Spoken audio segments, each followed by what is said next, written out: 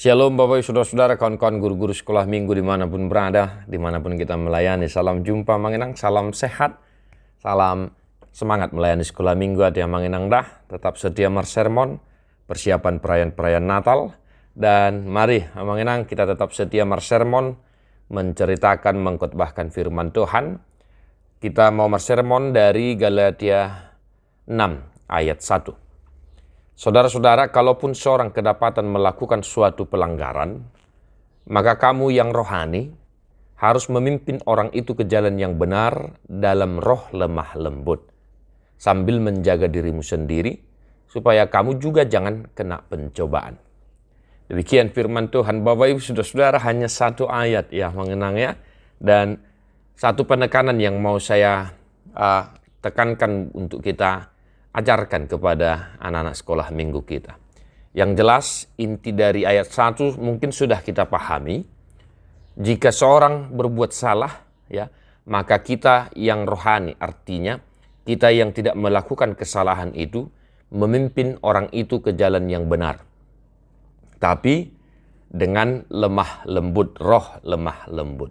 Nah, mungkin kita sering melakukan kebalikan dari firman ini. Ada mengenangnya kita harus jujur ya mengenangnya. Kami pun kadang mau melakukan kebalikan dari firman ini. Namun mari kita ingatkan anak-anak sekolah minggu kita.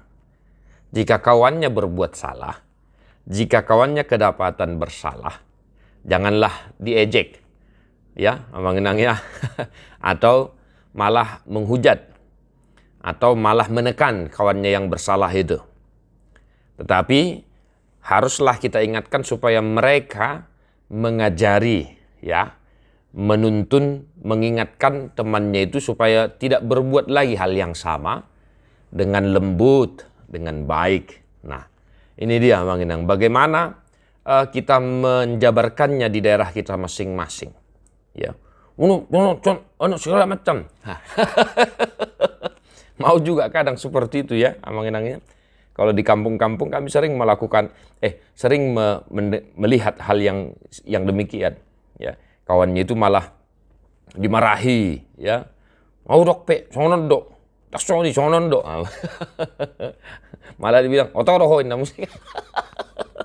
Nah, kita diingatkan supaya kita memimpin orang itu ke jalan yang benar.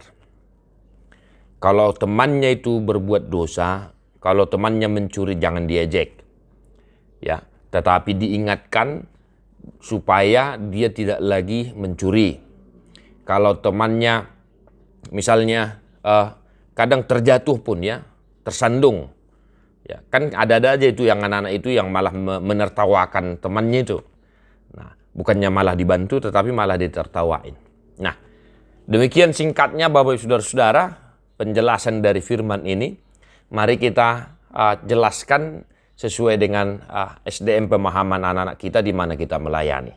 Tetaplah semangat Manginang, bercermin kepada firman Tuhan, agenda sekolah minggu, buku ende sekolah minggu, Alkitab, dan alat peraga lainnya. Salam Sunedesis, God bless you, non-stop.